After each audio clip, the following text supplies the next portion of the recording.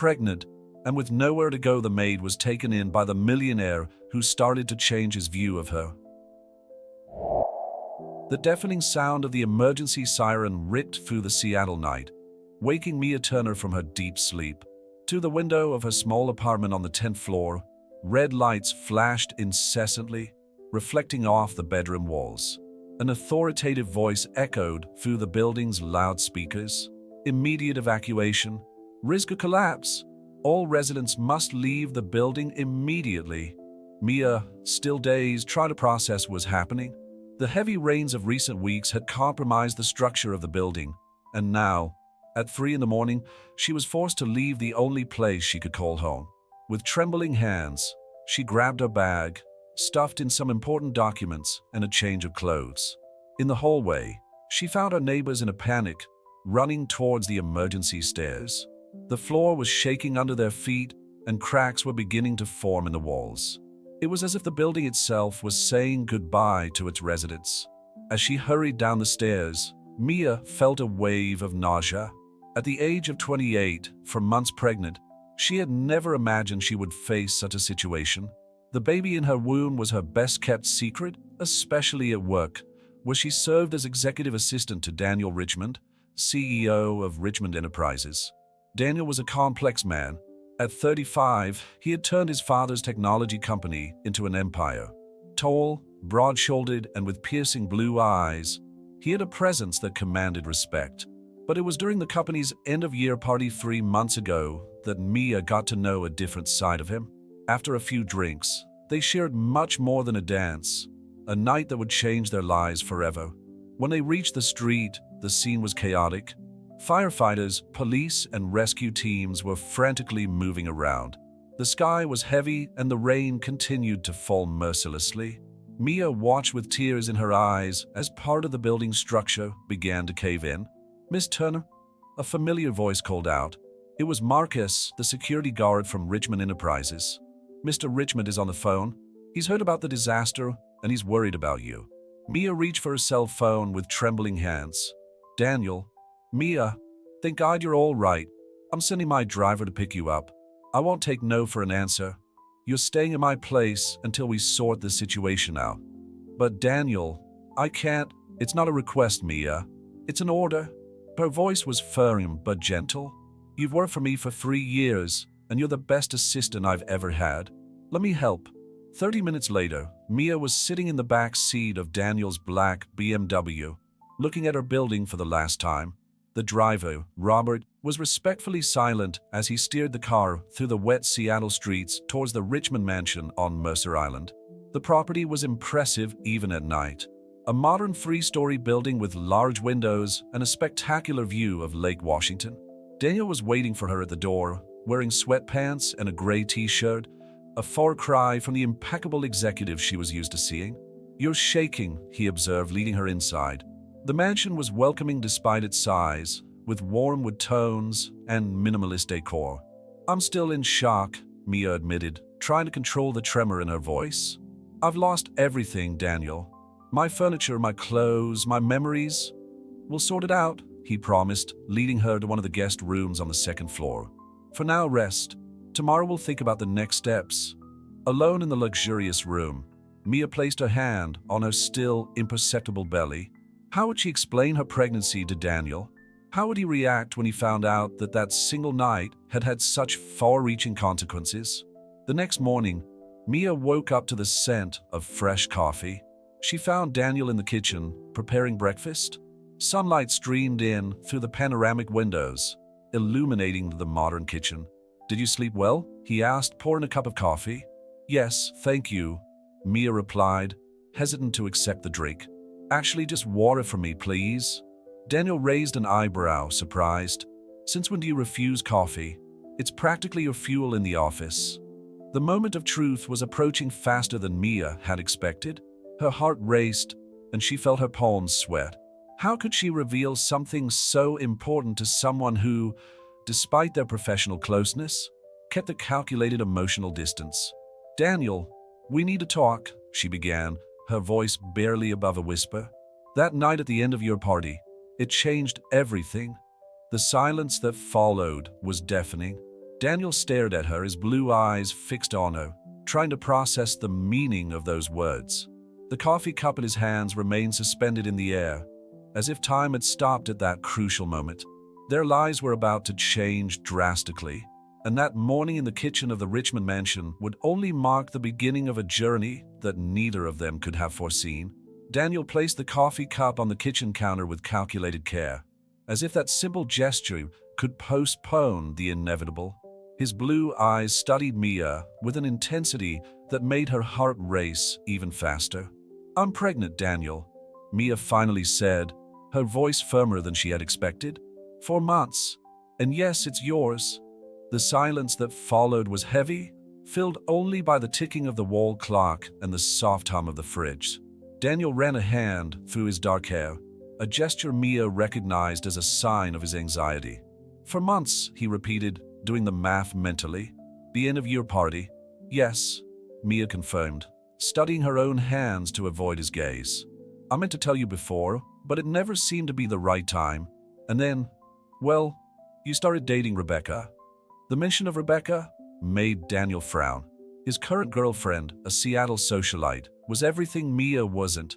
Born in a golden cradle, connected to high society, and perfectly suited to the role of a CEO's wife. "Why didn't you tell me before?" His voice had a tone of hurt that surprised Mia. "You made it very clear that that night was a mistake," she replied, painfully remembering the morning after the party, when Daniel acted as if nothing had happened. "Besides, I'm your assistant. Imagine a scandal." Daniel moved away from the counter, walking over to the panoramic window. The view of Lake Washington usually calmed him down, but that morning, not even the serene landscape could order his thoughts. "A son," he murmured, more to himself than to Mia. "My son? I'm not asking for anything," Mia hastened to say. "I just thought you should know, especially now that I'm living here temporarily." Daniel turned to her abruptly. "You're not asking for anything? Mia, he's my son too. Of course I'll take on my responsibilities." "I don't want to be your responsibility," she replied, feeling tears forming in her eyes.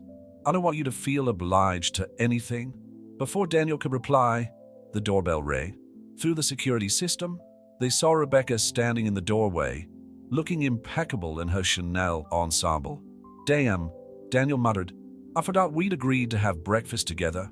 Mia stood up quickly. "I'm going to my room." "No, stay," Daniel asked, surprising her. "We need to finish this conversation." Rebecca walked into the kitchen as if she owned the place, her designer heels echoing on the marble floor. She stopped abruptly when she saw Mia. "What's your assistant doing here so early?" she asked, her perfect smile faltering slightly. "Mia is staying here," Daniel replied, his voice firm. "Her building was evacuated last night due to structural problems." Rebecca raised a perfectly drawn eyebrow. "Oh, what a night, dear. But surely she has family or friends who can take her in." "Actually," Daniel began, looking directly at Mia, "there is something we need to discuss." "Daniel, no," Mia pleaded quietly, but he continued. "Mia is pregnant. For months. And the baby is mine." The sound of Rebecca's cell phone falling to the floor echoed through the kitchen. Her face went through several emotions in a matter of seconds: shock, anger, humiliation. "What's it like?" she asked, her voice trembling. "Are you telling me you got your assistant pregnant?" "It was before we started dating," Daniel explained, remaining calm. "And I just found out." Rebecca laughed, a humorless sound. "So that's it? You're gonna throw away everything we've built up because of a one-night stand?" "Don't talk like that," Daniel warned, his voice hardening. "This baby is not a mistake." Mia watched the scene unfold, feeling like an intruder in her own life. She wanted to disappear, to run away from the impossible situation she herself had created. "You have to choose, Daniel," Rebecca declared, regaining her composure. "Me or her?" "Rebecca," Daniel sighed. "It's not that simple." "Yes, it is," she insisted. "You can provide everything the baby needs financially without having to get personally involved. Don't throw away your future for that." "Enough!" Daniel's voice thundered through the kitchen. "I'm not going to discuss my son in those terms. And if you can't understand that, maybe you're not the person I thought you were." Rebecca picked up her bag, straightened her shoulders, and walked to the door. "You'll regret this, Daniel." when the company board finds out that you got your assistant pregnant. Are you threatening me? Daniel asked, his voice dangerously calm. Rebecca didn't answer, just slammed the door. The silence that followed was deafening. I'm sorry, Mia whispered. I never meant to cause trouble. Daniel approached her, and for the first time since the New Year's Eve party, really looked at her, not as his efficient assistant, but as the woman who carried his child. You didn't cause any trouble, he said softly. We're both responsible for what happened, and now we need to figure out how to move on. Mia nodded, instinctively placing her hand on her still small belly. Daniel observed the gesture, and something in his eyes changed. A glint of protection, a possibility, perhaps even of something deeper that he wasn't yet ready to admit. First, he continued, you'll stay here not just temporarily, but for as long as it takes. Secondly, we're going to make an appointment with the best obstetrician in town. And third, he hesitated, we need to talk about that night, Mia. About everything that happened afterwards. About us. Mia's heart leapt. Us. Yes, Daniel confirmed. Us. And for the first time that chaotic morning, he smiled, a genuine smile that reached his eyes and made Mia remember exactly why she had fallen in love with him in the first place. The news of Mia's pregnancy spread through Richmond Enterprises like fire through dry straw. Whispers in the corridors and furtive glances followed her wherever she went, but she held her head high, concentrating on her work as efficiently as ever. Daniel had insisted that she remain his assistant, at least for the time being. I'm not going to let office gossip dictate our decisions, he had declared in a tense meeting with the Human Resources Department. However, the situation was far from simple. That afternoon, while organizing Daniel's schedule for the following week, Mia received an unexpected call. Miss Turner, this is Dr. James Morrison's office. Mr. Richmond has requested a priority appointment for tomorrow at 10 a.m. Could you confirm? Dr. Morrison was known as one of the best obstetricians in Seattle, with a waiting list of months. Mia bit her lip, feeling a mixture of gratitude and discomfort at the influence Daniel was having on her pregnancy. Yes, I confirm the appointment, she replied, jotting down the details. Later, at the Richmond mansion, Mia found Daniel in his private office, surrounded by family photos. Her gaze lingered on one photograph in particular, a beautiful young woman holding a baby. That was my mother, Daniel said softly, noticing her interest. She passed away when I was 2. I'm sorry, Mia murmured. It must have been hard growing up without her. It was, he admitted, getting up from his chair. Maybe that's why this pregnancy affects me so much. I don't want our child to grow up without knowing a parent like I did. The use of the word "our" made Mia's heart skip a beat. Daniel, about tomorrow. You didn't have to make an appointment with Dr. Morrison. My health insurance covers. Please let me do this, he interrupted, stepping closer. It's not just for you or the baby. It's for me too. I need to know that you're both receiving the best possible care. Before Mia could reply, the doorbell rang. To the security cameras, they saw an elegant man with gray hair. Howard Richmond, Daniel's father. Dad, Daniel frowned. He never shows up unannounced. Howard Richmond entered the office like a contained storm, his impeccable Italian suit contrasting with the stern expression on his face. So it's true, he said, looking from Daniel to Mia. Rebecca called me. Did you get your assistant pregnant? Good night to you too, Dad, Daniel replied dryly. And yes, Mia is pregnant. He's my son. Howard let out a humorless laugh. Son? Daniel, you're throwing your future away. The board is in an uproar. The stock fell 3% today alone on the rumors. With all due respect, Mr. Richmond, Mia interjected, her voice trembling slightly, I don't intend to cause any problems for the company or for Daniel. You already have, my dear, Howard replied, his tone condescending. But we can resolve this discreetly. I have contacts I can arrange. Enough, Daniel thundered, putting himself between Mia and her father. Don't you dare suggest what I think you're going to suggest. Be reasonable, Daniel, Howard insisted. You have a legacy to protect. Richmond Enterprises cannot be tarnished by such a scandal. Scandal? Daniel laughed bitterly. Like the scandal you tried to cover up when you betrayed my mother? The silence that followed was cutting. Mia watched Howard turn pale as Daniel continued, years of hurt overflowing in his words. Do you think I don't know? That she died of a broken heart when she found out about your mistress? That you used the company's money to buy her silence? You don't know what you're talking about, Howard whispered, his former arrogance disappearing. Yes, I do. I found the old documents, the confidentiality agreements. And unlike you, Dad, I'm not going to abandon my son or his mother. Mia felt tears run down her face, touched by the intensity of Daniel's defense. Howard adjusted his tie, regaining some of his composure. You'll regret this decision, he warned, walking to the door. The board is meeting on Monday. I hope you prepared. After Howard left, Daniel remained motionless, his hands clenched into fists. Mia approached hesitantly, touching his arm. You never told me about your mother, she said softly. Daniel relaxed under her touch. It's a story I try to forget. She was a pianist, a gentle soul. She found out about my father's mistress when I was very young. The doctor said it was a heart attack, but she died of a broken heart, Mia added, finally understanding the depth of Daniel's scars. That's why I kept my distance from people, Mia. That's why I tried to ignore what happened between us at the party. But now, he placed his hand on her stomach. Now everything is changed. His touch was warm, protective, and Mia felt her heart race. At that moment, looking into Daniel's blue eyes, she saw not just the powerful CEO, but the boy who grew up without a mother, the man determined not to repeat his father's mistakes. I'm not asking for anything other than what you want to give, she whispered. What if I want to give everything? He replied, his voice hoarse with emotion. What if I'm tired of keeping my distance? Of pretending that that night meant nothing? Before Mia could answer, she felt a gentle movement in her belly, the baby's first kick. She guided Daniel's hand to the spot, watching his eyes widen in amazement. It's our son, she smiled through her tears. Our son, he repeated, and in those two words was a promise that neither of them needed to verbalize.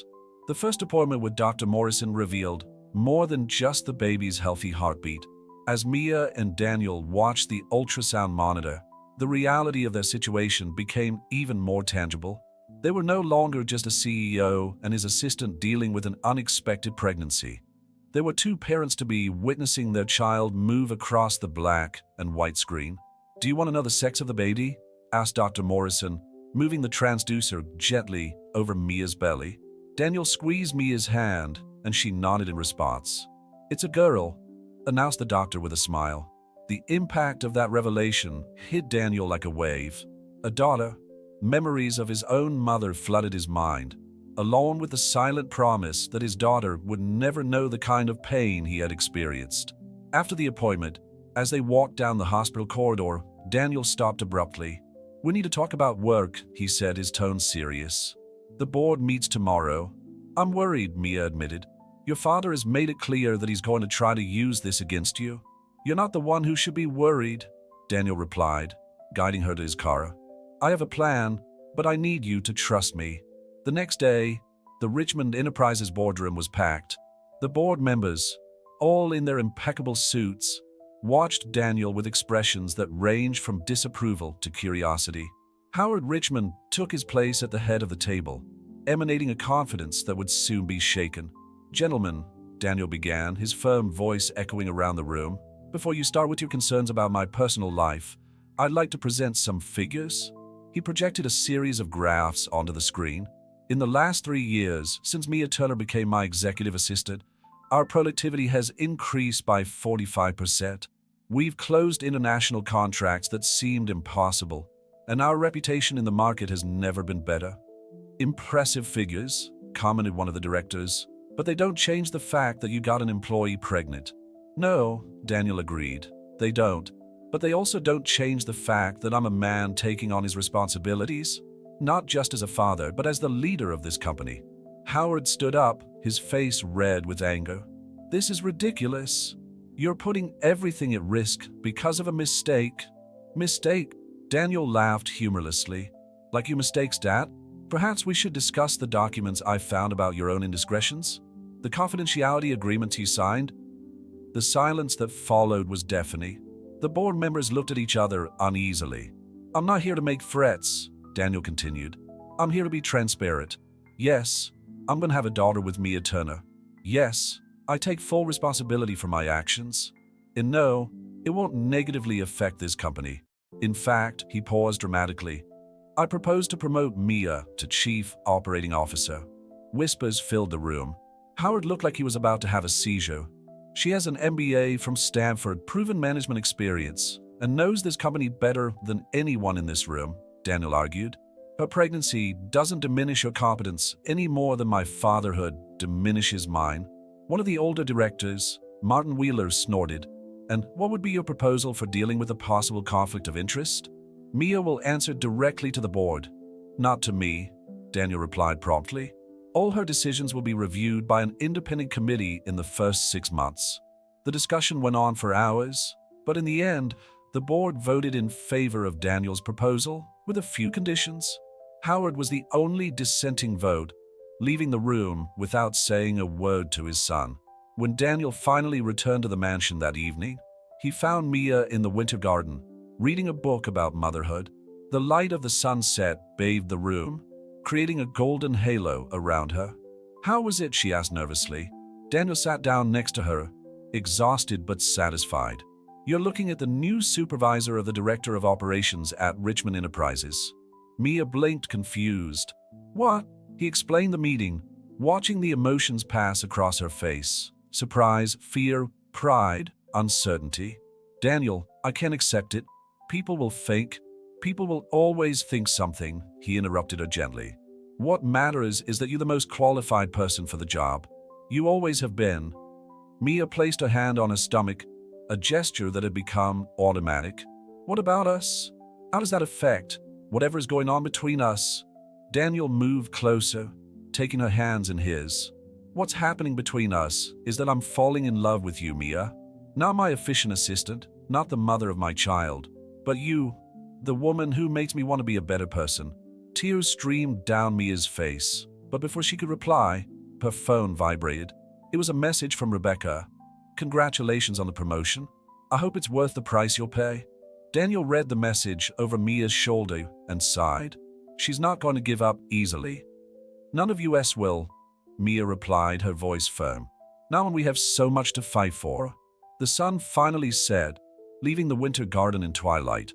But for the first time since this whole situation began, the future didn't seem so scary. They had each other, they had their daughter on the way, and they had the determination to make it work, no matter what fate or Rebecca or Howard Richmond had planned for them. Mia's adjustment to her new position as Director of Operations was proving more challenging than she had imagined. After 2 weeks in the job, she was facing not only the natural pressure of the role, but also the critical stares and veiled comments of some employees who saw her as someone who had gotten the promotion just for being pregnant by the CEO. One particularly hectic morning, Mia was reviewing financial reports when her secretary, Jennifer, rushed into her office. Miss Turner, Rebecca Henderson is here to see you. Mia felt her stomach churn, but kept her composure. You can send her in. Rebecca walked in as if she was still the CEO's girlfriend, her red Louboutins making a rhythmic sound against the floor. What a lovely office, Mia. Bigger than the old cubicle, isn't it? What can I do for you, Rebecca? Mia asked, keeping her tone professional. Actually, I've come to do you a favor. Rebecca sat down uninvited, crossing her legs elegantly. I have some information that might interest you about your baby's father. Mia felt her heart racing, but years of working in corporate negotiations had taught her not to show her emotions. Go on. Daniel has a pattern, darling. Rebecca smiled venomously. He did the same thing 5 years ago. A junior employee, a drunken night, a pregnancy. Do you know what happened to her? She received a generous sum of money and a confidentiality agreement. The revelation hit Mia like a punch in the gut, but she refused to show weakness. If that's true, you must have proof. Of course I do. Rebecca opened her Hermes bag and took out an envelope. Here's a copy of the agreement. Lisa Matthews was her name. You can check for yourself. Mia took the envelope with hands that she struggled to keep steady. Why are you showing me this now? Because contrary to what everyone thinks, I'm not the villain in this story. Rebecca stood up, adjusting her Chanel blazer. I just want you to know exactly who you're dealing with before it's too late. After Rebecca left, Mia opened the envelope with trembling fingers. The document looked authentic, Richmond Enterprises letterhead, signatures, dates.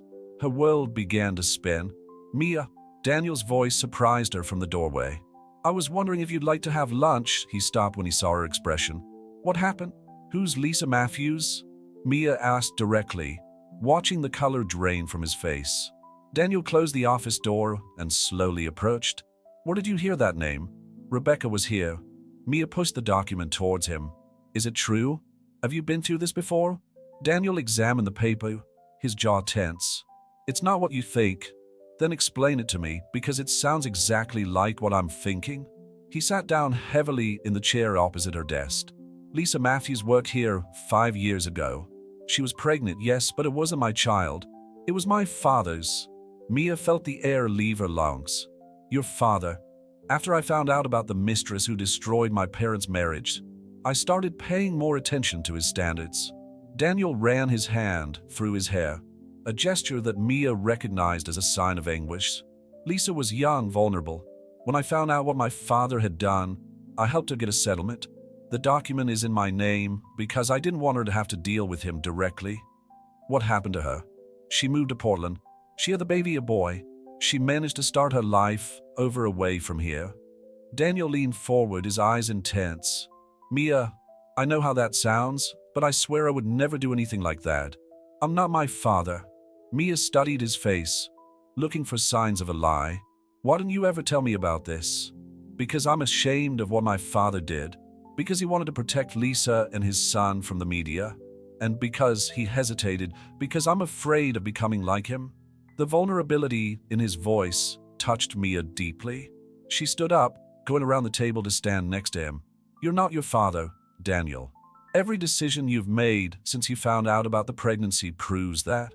Daniel took her hand, intertwining their fingers. Rebecca is trying to tear us apart. She's failing miserably. Mia smiled softly, placing his hand on her growing belly, where her daughter was actively moving. The moment was interrupted by a knock on the door. Jennifer entered with a worried expression. Miss Turner, Mr. Richmond, sorry to interrupt, but there's something you need to see. She turned on the TV on the office wall, tuning in to the local news channel. The headline made both their blood run cold. Richmond Enterprises scandal. CEO accused of pattern of harassment and secret deals. On the screen, Rebecca was giving an exclusive interview, crying dramatically as she told her distorted version of events. Lisa Matthews' story was being used as proof of an alleged pattern of behavior. She planned it, Daniel muttered, his voice tense. Used to visit to you as an alibi to drop the bomb on the media. Mia squeezed his hand, sensing the coming storm. Let's face it together. Daniel pulled her close, kissing her forehead. Yes, we will. But first, I need to make a call. He picked up a cell phone, dialing a number. Lisa, it's Daniel Richmond. I need your help to tell the truth. The Montgomery & Associates law firm occupied the entire 40th floor of a skyscraper in downtown Seattle. Mia watched the city through the panoramic windows while Daniel chatted quietly with Catherine Montgomery, one of the most respected lawyers in the state. The situation is delicate, Catherine explained, adjusting her gold-framed glasses. Rebecca Henderson has managed to create a compelling narrative. The media is having a field day with this story. But we have Lisa Matthews, Daniel argued. She's agreed to come out. Yes, and that could be our salvation or our downfall. Catherine slid some documents across the mahogany table. Exposing the truth about your father means exposing the whole of Richmond Enterprises to scrutiny that could be devastating for the shareholders. Mia felt the baby move, as if responding to the tension in the room. Her hands instinctively went to her belly, a gesture that didn't go unnoticed by Catherine. How far along are you? The lawyer asked, her tone softening. Almost 5 months, Mia replied. It's a girl. Catherine smiled briefly before returning her attention to the documents. We need to act quickly. Rebecca has scheduled an exclusive interview with Good Morning America for tomorrow. We have to get ahead of it. How? Daniel asked, taking Mia's hand. With the truth, but on our terms. Catherine began typing on her laptop. I'll schedule a press conference for tonight. Lisa will arrive in 2 hours.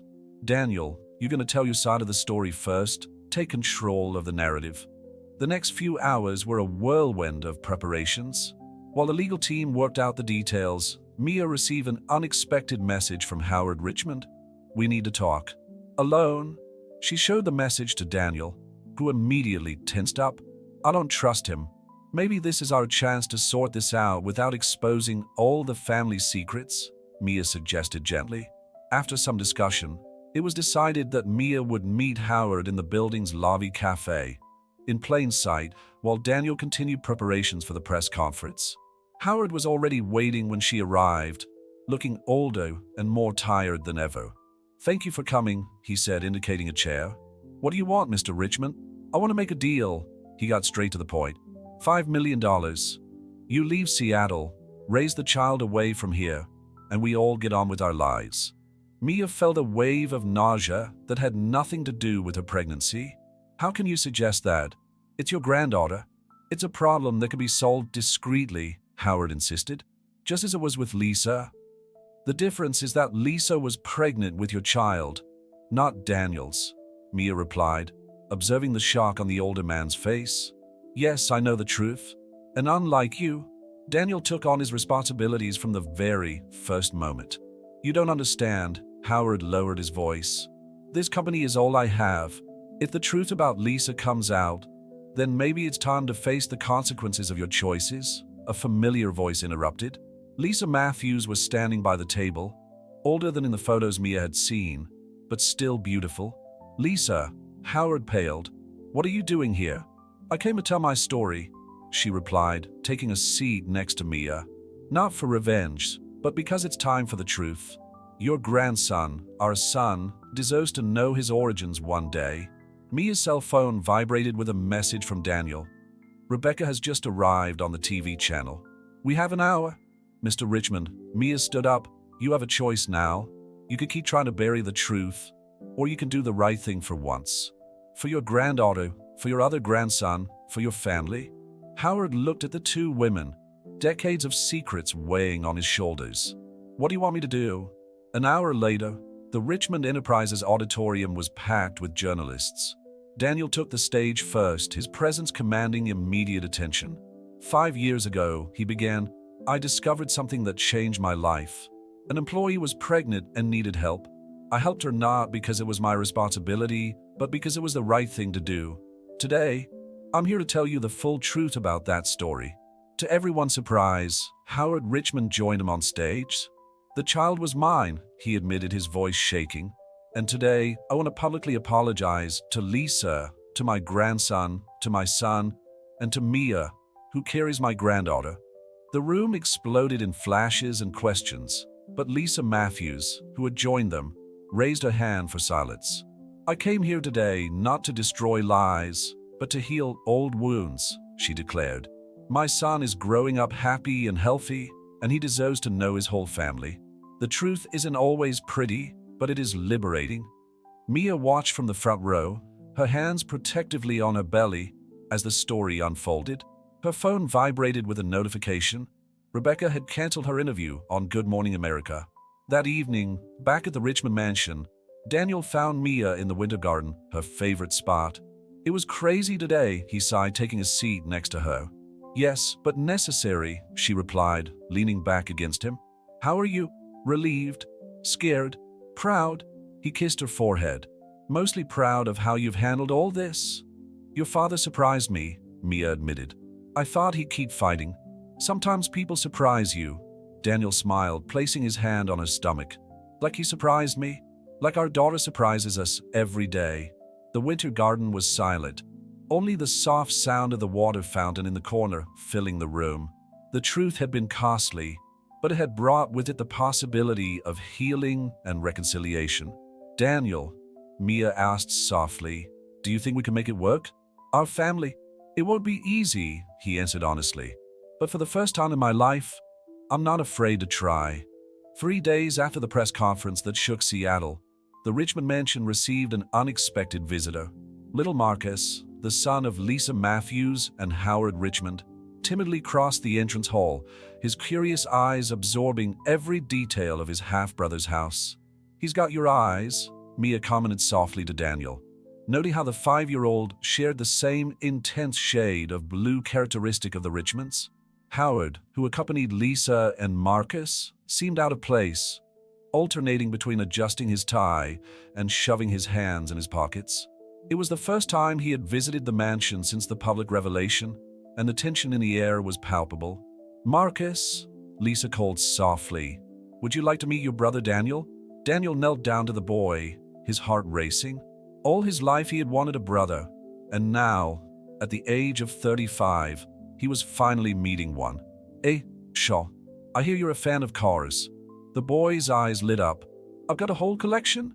"What a coincidence," Daniel smiled. "I got one too. Would you like to see it?" While Daniel took Marcus to his collection room on the second floor, Mia led Lisa and Howard into the living room. The silence was heavy, broken only by the distant sound of Marcus' excited laughter. "He hasn't stopped talking about meeting his big brother since the press conference," Lisa commented, trying to lighten the mood. Howard snorted, visibly uncomfortable. "Mia, I wanted to apologize properly. My behavior was unforgivable." "You're trying to do the right thing now," Mia replied diplomatically. "That's what matters." "The company's shares have stabilized," Howard continued, as if talking about business was easier than emotions. "In fact, our transparency has been well received by the market." "In Rebecca?" Lisa asked, the concern evident in her voice. "She left Seattle," Mia informed her. Apparently, her attempt at a scandal backfired when the truth came out. The sound of footsteps on the stairs announced the return of Daniel and Marcus. The boy proudly carried a miniature Porsche in his hands, a gift from his new brother. "Mom, look at this," Daniel said. "He's taking me to see real cars this weekend." Lisa cast a questioning glance at Daniel, who nodded. "If you let me, of course. I thought I'd take you to the LeMay Museum." "We could all go," Mia suggested, feeling the need to strengthen these new family ties. "Do a family program." The word family hung in the air, loaded with meaning. Howard, who had been watching the interaction in silence, cleared his throat. "Daniel, could we talk in private?" Father and son retired to their office, leaving Mia, Lisa, and Marcus in the living room. The boy was soon distracted by his new stroller, allowing the women to talk. "How did you do it?" Lisa asked softly. "Get Daniel to open his heart like that?" Mia stroked his protruding belly. "It wasn't me. It was the family idea, to do things differently from what has been done in the past." In the office, Daniel faced a long-delayed conversation with his father. "Your mother would be proud," Howard began, surprising Daniel, "of the man you've become, of the choices you're making." "Dad, no, let me finish." Howard held up his hand. "I spent years trying to protect an image, a reputation, and in the process, I lost what really mattered. Your mother, you Marcus, Mia, and my granddaughter who's coming." Daniel watched his father, noticing for the first time the deep wrinkles of worry, the shoulders slightly bowed by the weight of regrets. "I don't want the same for you," Howard continued. "I don't want my mistakes to poison your chance of having the family I destroyed. That's why I'm doing it differently," Daniel replied. "That's why I'm choosing the truth, no matter how hard it is." A cheer from the living room interrupted the conversation. When they returned, they found Marcus demonstrating to Mia how his new stroller made turns on the Persian carpet. "It has its energy," Howard commented, a genuine smile appearing on his face. The rest of the afternoon went surprisingly smoothly. They ordered pizza, much to Marcus' delight, and shared stories. Lisa showed photos of her baby son, and Mia shared the latest ultrasound of her little girl. When evening came and it was time to leave, Marcus hugged Daniel tightly. "Promise you'll really take me to see the cars?" "I promise, champ." Daniel ruffled his brother's hair. "And who knows, when your niece is born, you can help pick out her first car too." After their goodbyes, Mia found Daniel on the balcony, watching Lisa's car drive away. "Are you all right?" she asked, entwining her fingers in his. "Better than I expected," he replied honestly. "It's strange, but for the first time, I feel like I have a real family. Not just on paper, but here." He touched his own heart. "Our daughter is going to have an amazing uncle," Mia smiled. "And grandparents who are imperfect, but who are trying to do better," Daniel added, pulling her close. "Thank you for helping me to see that sometimes the strongest bonds are the ones we build through forgiveness." Night fell over Seattle, and in the Richmond mansion, A new family began to form, not through blood or obligation, but through conscious choices and hearts open to healing. The first snow of winter was falling softly over Seattle when Mia woke up with a sharp pain in her abdomen.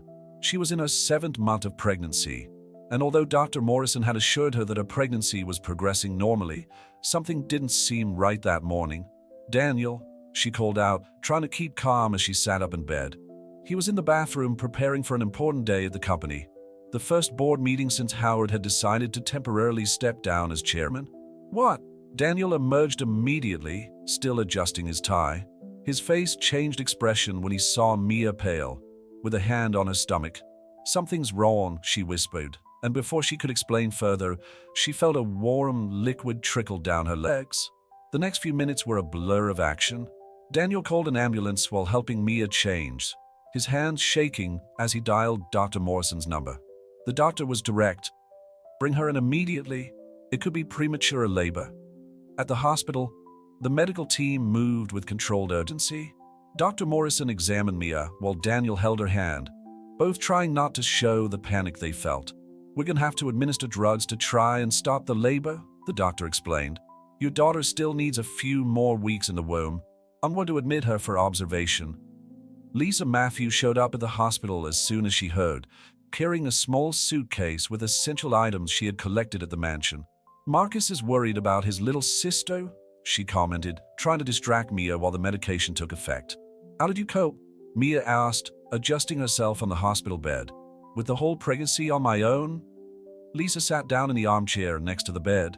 "It was different. I was scared, yes, but also determined to protect my son from all the drama. You're lucky, Mia. Daniel is a different man from his father." As if summoned by the conversation, Howard Richmond appeared in the bedroom doorway, looking more grandfatherly and less tycoon-like than ever. "May I come in?" Mia nodded, watching as the man who had once seen her as a threat now approached with genuine concern. "How is my granddaughter?" "Struggling," Mia replied, trying to smile. "Apparently, she has the Richmond stubbornness." Howard laughed softly, taking a seat on the other side of the bed. "Daniel was like that too, you know. He was born a month early. His mother used to say he was too eager to see the world." The mention of Caroline, Howard's late wife, created a moment of reflective silence in the room. Lisa, sensing the intensity of the moment, discreetly withdrew, leaving Mia and Howard alone. "You know," Howard began, his voice softer than Mia had ever heard it, "when Caroline died, something in me died too. I started seeing the world through numbers and contracts, forgetting that there were real people behind every decision I made." Mia watched a solitary tear run down the older man's cheek. "You can still change that." "That's what I'm trying to do," he replied, hesitating before continuing. "About a house on Mercer Island, small compared to the mansion, but close enough to see my grandchildren grow up. If you and Daniel allow it, of course." Before Mia could reply, Daniel returned to the room, looking exhausted after hours on the phone reorganizing the company schedule. He paused briefly when he saw his father, but the moment of tension passed when he noticed both their eyes watering. "Is everything all right here?" he asked, approaching the bed. "Your father was telling me about when you were born." Mia smiled, holding out her hand to him. "Apparently, impatience is a family trait." Daniel sat on the edge of the bed, placing his hand on Mia's belly. "Well, this time we're going to have to exercise patience. Right, little one?" As if to answer, the baby moved, making Mia grimace in discomfort. Howard stood up, putting a hand on his son's shoulder.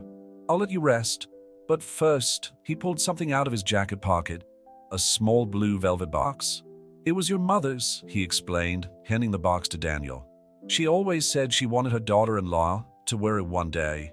Daniel opened the box, revealing a delicate sapphire ring surrounded by small diamonds. Mia felt her heart skip a beat as she understood the significance of that moment. "This isn't how I planned to do it," Daniel admitted, turning to Mia with the ring in his hands. "I had a whole romantic dinner plan for next weekend," but he smiled that smile that always made her heart melt. "I think our daughter is teaching us that we can't always control perfect timing." "Daniel," Mia whispered, tears streaming down her face. "Will you marry me, Mia? Not because you're pregnant, not because we live together, but because I love you." Because you taught me that family is more than blood or obligation. It's choice, it's forgiveness, it's love. Howard discreetly left the room, leaving the couple in their intimate moment. In the hallway, he found Lisa returning with a glass of water. She said yes, he commented, a genuine smile lighting up his tired face. How do you know? Lisa asked, curious. Because sometimes, even after all the mistakes, the universe gives us a chance to do the right thing, he replied, looking through the bedroom window, where Daniel was placing the ring on the finger of a beaming Mia, both crying and smiling at the same time. Seattle Presbyterian Hospital was silent when Dr. Morrison entered Mia's room for his morning rounds. A week had passed since the premature labor scare, and although the situation was under control, tension still hung in the air. The results are promising, the doctor announced, reviewing the latest analyses. If we keep this up, you could be discharged in 2 days. Daniel, who rarely left the hospital except for essential company meetings, let out a sigh of relief. The sapphire ring on Mia's finger sparkled as she squeezed his hand in response. But Dr. Morrison continued, his tone more serious. You'll need absolute rest at home. No work, no stress. I've already arranged everything, Daniel assured him. Amanda Cooper, our new HR director, will be taking over Mia's duties at the company on a temporary basis. The mention of Amanda reminded Mia of something she'd been putting off discussing. Daniel, I received an interesting message yesterday. It's about Rebecca. The name of Daniel's ex-girlfriend still caused him visible discomfort. What does she want now? Actually, Mia hesitated. She wants to apologize. Personally. The silence that followed was interrupted by the arrival of Marcus, who rushed into the room with a colorful drawing in his hands, followed by Lisa and Howard. Look, Mia, I've drawn you, Daniel, and the baby. The boy proudly held out his work of art, in which 3 stick figures, one with a huge belly, smiled under a bright yellow sun. It's beautiful, Marcus. Mia smiled, genuinely touched by the little artist's innocence. Shall we put it in your niece's room? While Marcus animatedly explained every detail of his drawing, Howard pulled Daniel into a corner of the room. Son, we need to discuss the company situation. Not now, Dad, Daniel began, but Howard held up his hand in a pacifying gesture. It's important. The board is concerned about your prolonged absence. I'm thinking of coming back temporarily, just to keep things in order while you look after your family. The offer took Daniel by surprise.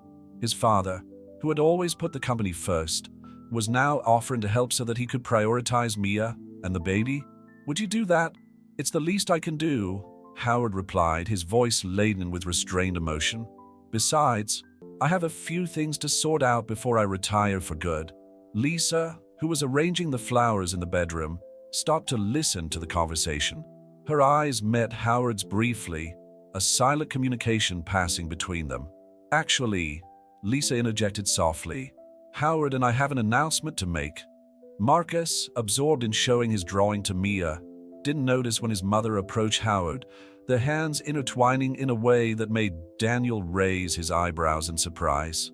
We're getting to know each other better, Howard explained, his normally stern face softened by a shy smile. After everything that's happened, we've realized that life is too short for regrets. Mia watched Daniel's reaction carefully.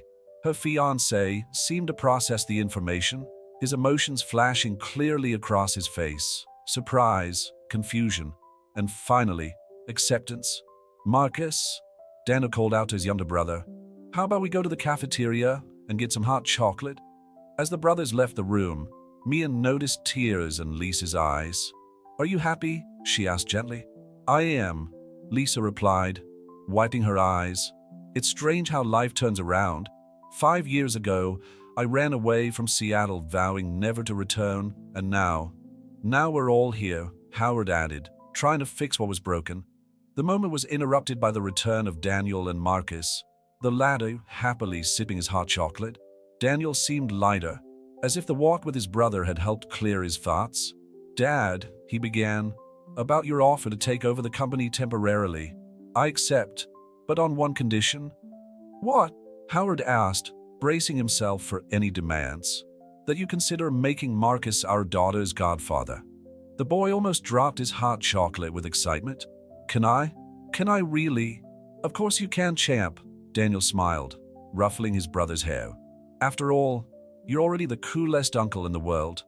The rest of the afternoon passed in an atmosphere of reconciliation and hope. Howard and Lisa shared their cautious plan for the future, while Marcus made a growing list of all the things he intended to teach his niece. When everyone had finally left, Mia noticed that Daniel looked pensive, gazing out of the hospital window at the Seattle skyline. "What are you thinking about?" she asked, adjusting herself on the bed. "About how unpredictable life is," he replied, turning to her. "A year ago, I was just an executive focused on numbers and results. Now," he gently touched her belly, "now I have a family, a fiancé, a brother, and even my father seems to be finding his way back into the light." "In Rebecca?" Mia asked softly. "Shall we hear what she has to say?" Daniel sighed, taking a seat on the edge of the bed. "Yes, let's. Because if my father and Lisa can have a fresh start, maybe Rebecca deserves a chance to redeem herself too." That night, as Seattle fell asleep under a fine drizzle, the small family forming in the hospital room represented more than just blood ties or social commitments. It was a testament to how love, forgiveness, and the courage to face the past could transform even the most complex stories into something beautiful and meaningful. Rebecca Henderson nervously adjusted her blazer as she waited at the Storyville Cafe in Pike Place Market. The location had been strategically chosen, public enough to avoid discomfort, but discreet enough for a sincere conversation. His fingers drummed on the untouched coffee cup as he watched Mia and Daniel enter the establishment. 2 weeks had passed since Mia's discharge from hospital, and although she was still resting, she had insisted on attending this meeting in person. Daniel kept a protective hand on her back as they approached the table. "Thank you for coming," Rebecca began, her voice devoid of its former arrogance. "I know it's a lot to ask considering everything that's happened." "Why did you want to see us, Rebecca?" Daniel asked directly, helping Mia to sit down. Rebecca took a deep breath, her hands intertwined on the table, showing her nervousness. "Because I discovered something about myself after all this drama. Something I needed to share with you." A waitress approached to take their orders. Chamomile tea for Mia, espresso for Daniel. Rebecca waited for her to walk away before continuing. "I'm pregnant," she announced, surprising the couple. 3 months. And no, Daniel, it's not yours. It's James." "James?" Mia asked, confused. "James Morrison." "Dr. Morrison," Rebecca clarified, a slight blush tinging her cheeks. "We became close when I sought help after everything. He helped me see how toxic my behavior was, how much I was hurting people out of sheer fear of being hurt first." Daniel watched his ex-girlfriend with a mixture of surprise and understanding.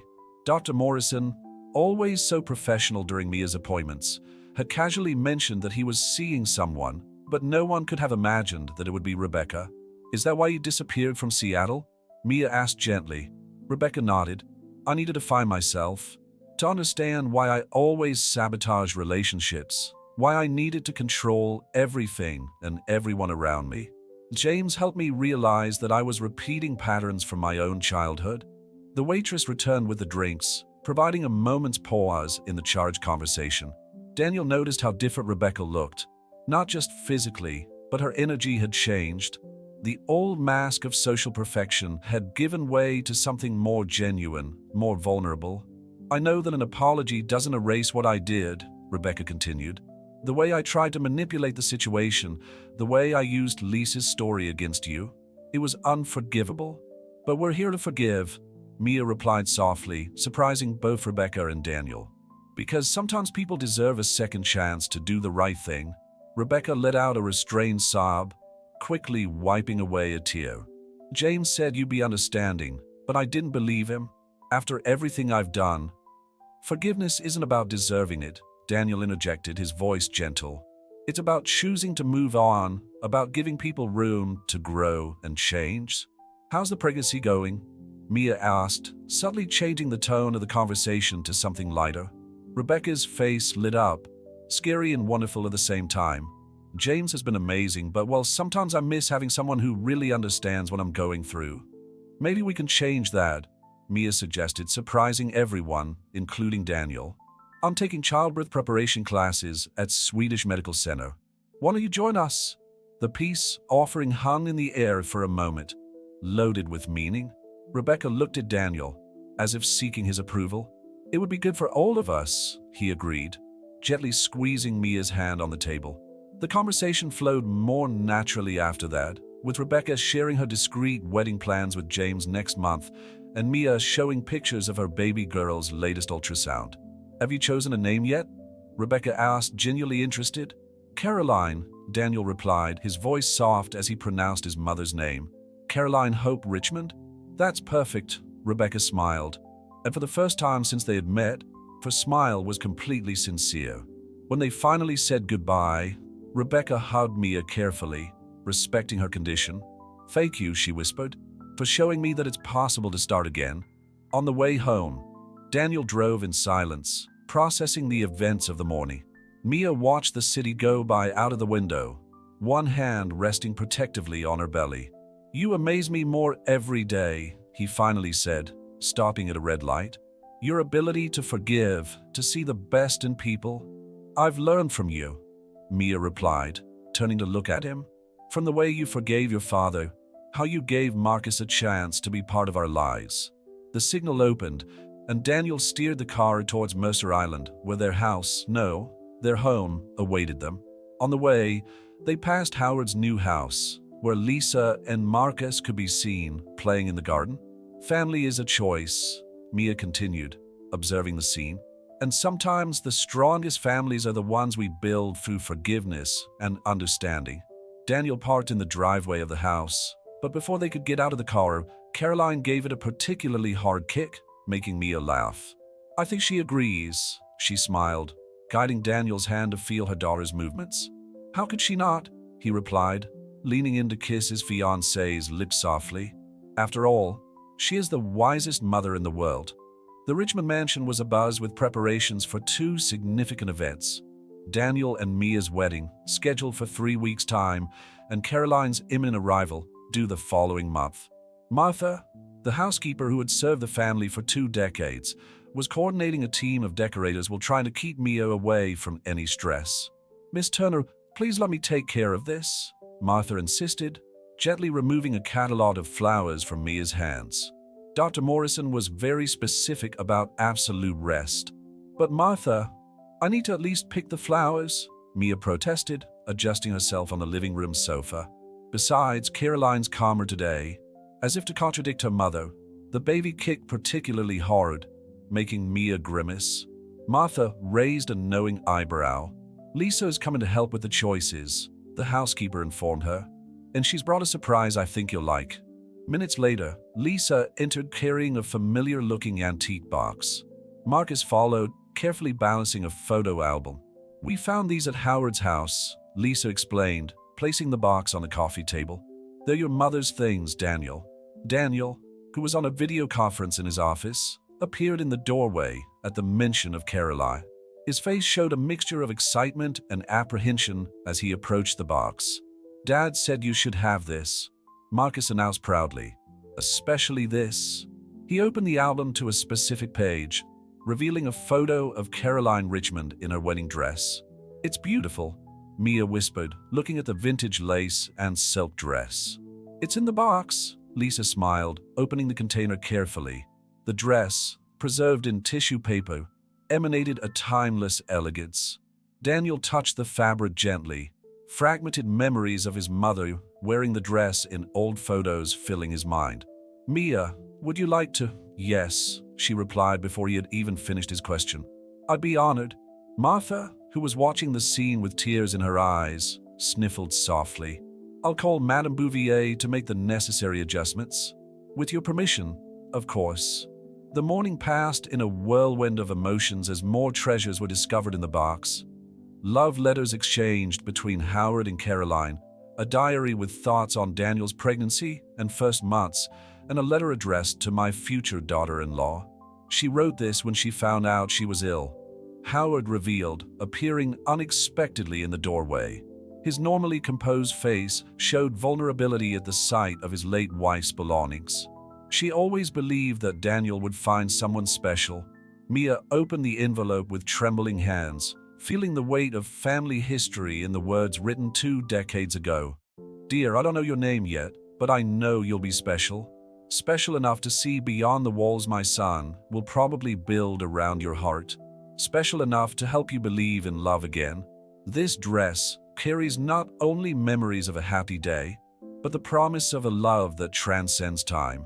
Wear it with joy, knowing that you are not only joining my son, but becoming part of a love story that continues through generations. Take care of him, love him, and most importantly, help him to forgive himself for not being able to save everyone. Love, Caroline Richmond. The silence that followed was broken only by the soft sound of Mia's sobs. Daniel hugged her, his own tears falling silently. She would have loved you, Howard commented softly. Your strength, your compassion, are just like hers. Lisa, sensing the intensity of the moment, gently guided Marcus out of the room. Martha followed suit, letting the family process their emotions in privacy. Daniel, Mia called out softly, I think I know now why Caroline Hope is the perfect name for her daughter. She will carry not only her grandmother's name, but all the love and hope she represented. Howard approached the couple, something in his hands that they hadn't noticed before, a small music box. Caroline played this every night when she was pregnant. She said it calmed Daniel down. He wound it up, and the soft notes of Moon River filled the room. As if responding to the music, little Caroline moved gently in Mia's belly. Daniel placed his hand on the spot, marveling at the connection between past and present, between the mother he had lost and the daughter to come. I'll have the dress completely restored, Howard offered, to make sure it's perfect for the wedding. Thank you, Howard. Mia smiled through her tears, for sharing these memories, for allowing us to be a part of them. The rest of the afternoon was spent exploring each item in the box, with Howard sharing stories about Caroline that he had never told before. Each object, each photo, each letter was a piece of the puzzle that was helping the family to reconnect and heal. Martha returned eventually with tea and cookies, finding the Richmond family, old and new, united not just by blood or marriage, but by something deeper, the understanding that love, even through loss, never really dies. It just changes, finding new ways to flourish. The wedding was fast approaching, and with it came unexpected revelations. During one particularly hectic afternoon in the final preparations, Mia found an additional letter in Caroline Richmond's box, this one addressed specifically to Daniel, with instructions to be opened before their wedding. Daniel was in his office when Mia entered, carefully carrying the yellowed envelope.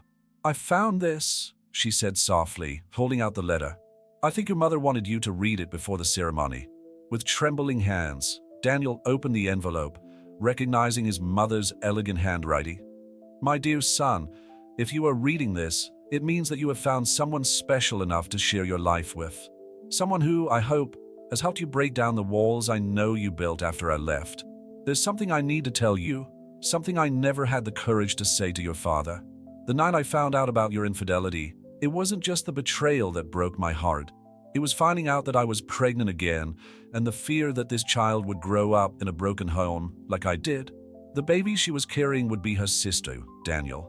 And although fate decided to take her with me, I want you to know that the love I feel for you both has never died. It's present in every moment of joy you experience, in every new beginning, in every choice of love you make. Your father doesn't know that. Forgive him, as I have forgiven him.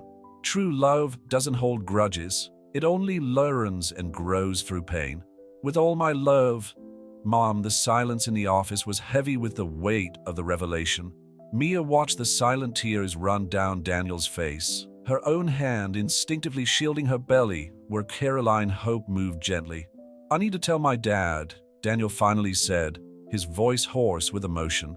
Howard was in his new home with Lisa and Marcus when Daniel and Mia arrived. The homey, cozy atmosphere, so different from the stately mansion where Daniel had grown up, seemed appropriate for such an intimate conversation. Daniel? Mia? We weren't expecting you today, Howard commented, immediately noticing his son's serious expression. Lisa, sensing the tension in the air, suggested taking Marcus out for ice cream. When they were alone, Daniel handed the letter to his father, watching every emotion pass across his face as he read it. "A daughter," Howard whispered, falling heavily into his armchair. "Caroline was, and I never. She wanted to protect us," Daniel said softly. "All of us. How could she forgive me?" Howard asked, his voice breaking. "How can you forgive me?" "Because that's what family does," Mia intervened gently. "Forgive, heal, start over." The conversation that followed was deep and cathartic. Howard shared memories of Caroline that he had never revealed before. How she played the piano on Sunday mornings, how her laughter echoed through the house, how she always believed the best in people. "Your mother used to say that every baby brings a special light into the world," Howard recalled, looking down at Mia's belly. "And now, with our little Caroline arriving, it's like a circle is coming full circle." When Lisa and Marcus returned, they found the family in a moment of healing and togetherness. Marcus, with his chocolate ice cream, immediately realized that something important had happened. "Why is everyone crying?" he asked innocently. "Because sometimes we cry from happiness, champ," Daniel explained, hugging his younger brother. "When our hearts are so full of love that tears are the only way to express it." The following week, during the final preparations for the wedding, a subtle but significant change occurred in the plans. The ceremony, which was to be held in the gardens of Richmond Manor, would now include a special moment of homage. 2 white roses would be placed on an empty chair in the front row. One for Caroline, the mother, and the other for the sister Daniel had never met. Caroline's wedding dress had been perfectly restored, and when Mia tried it on for the last time, Marta commented that it felt like it had been made for her. "It's as if your mother-in-law knew," the housekeeper said with emotion, "as if she had saved this dress especially for you." Daniel, working on his wedding vows late at night, found the words flowing naturally for the first time. They weren't just promises to Mia, but a recognition of all the paths that had led them there. The losses, the discoveries, the new beginnings. "Love," he wrote, "is not just about the moments of joy. It's about learning from pain, growing through difficulties, and choosing every day to build something stronger and more beautiful than we were before." And so, as the last details of the wedding were finalized, the Richmond family, expanded and strengthened by their experiences, prepared to celebrate not just a union, but the continuation of a love story that transcended generations. On the eve of the wedding, the Richmond mansion vibrated with a special energy. Caroline Richmond's restored dress hung carefully in the main closet, emanating an almost magical aura in the soft evening light. Mia, sitting on the edge of the bed, stroked a protruding belly as she watched the last rays of sunlight dance across the vintage lace. "She's restless today," Mia commented when Lisa entered the room, carrying an old shoebox. "Maybe she knows that tomorrow is a special day." Lisa smiled, taking a seat next to Mia. "I found something else in Caroline's belongings. I thought you might like to see it." Inside the box was a pair of ballet shoes, delicately preserved in tissue paper. A yellowed note accompanied them. "For when my granddaughter wants to dance her dreams away." "Caroline danced?" Mia asked, thrilled. She was a prima ballerina with the Seattle Ballet Company before she met Howard, a voice answered from the door. Martha was there, her eyes shining with old memories. "That's how they met. Actually, Howard sponsored the company, and Caroline taught him that not everything in life could be controlled like numbers on a spreadsheet." The sound of male laughter interrupted the conversation. Daniel and Marcus were returning from their latest suit fitting, accompanied by Howard and, surprisingly, James Morrison and Rebecca. "Sorry to intrude," Rebecca smiled shyly, her own belly beginning to show signs of pregnancy, but James insisted on bringing the results of the last ultrasound in person.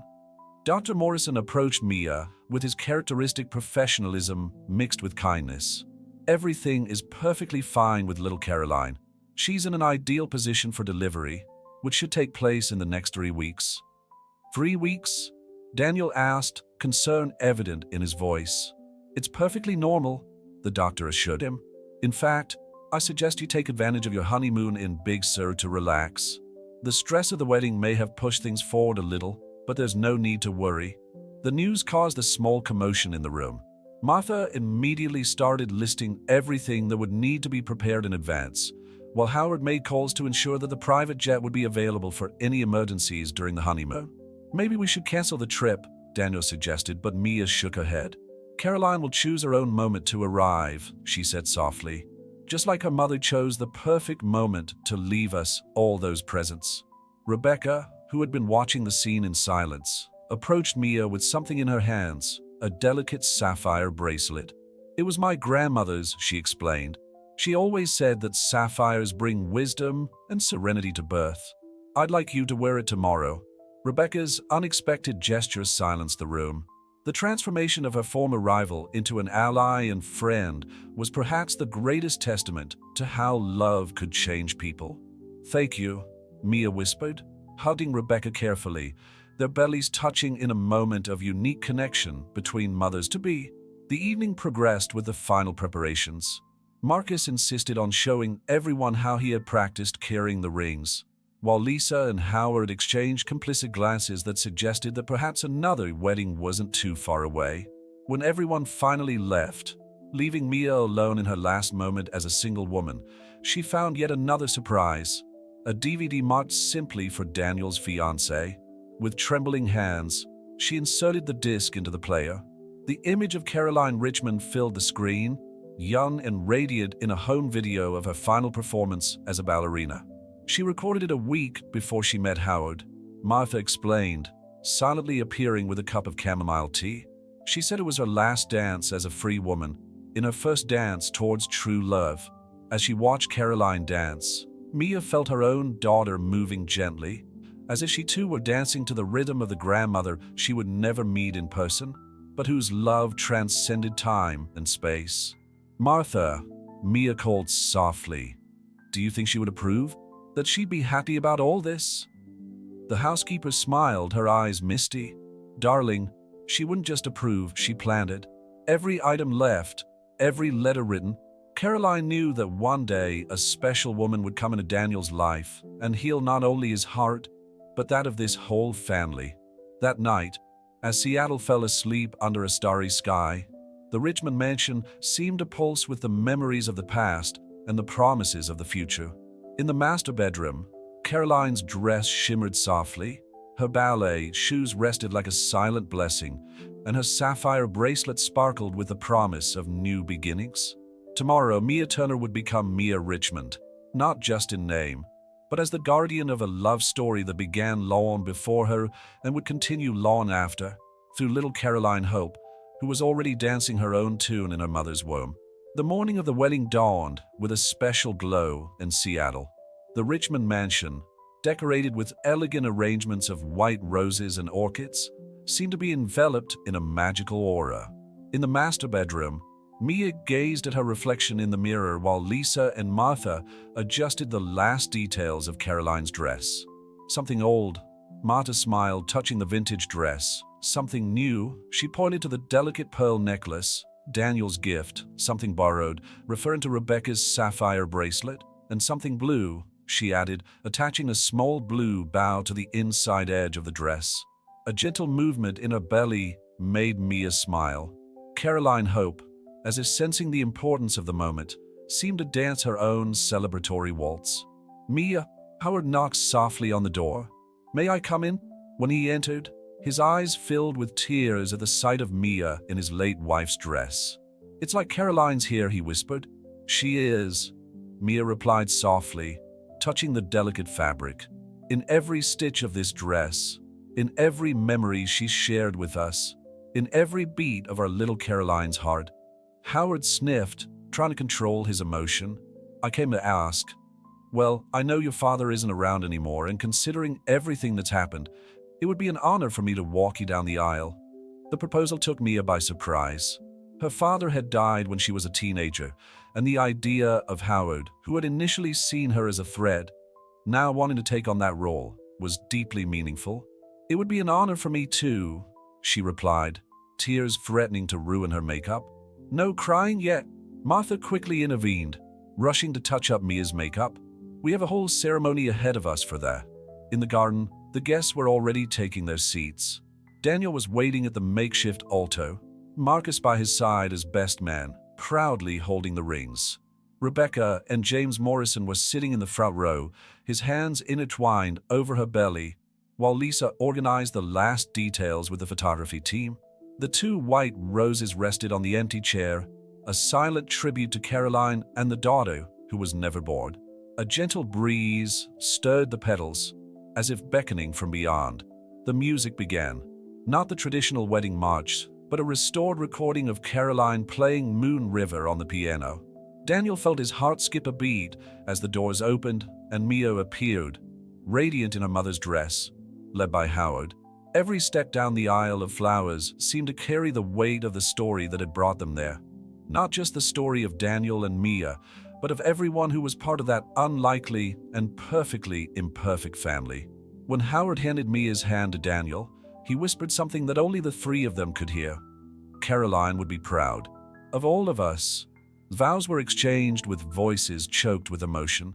Daniel talked about second chances and redemptive love, about how Mia had not only filled the void in his heart, but had taught him how to turn scars into strength.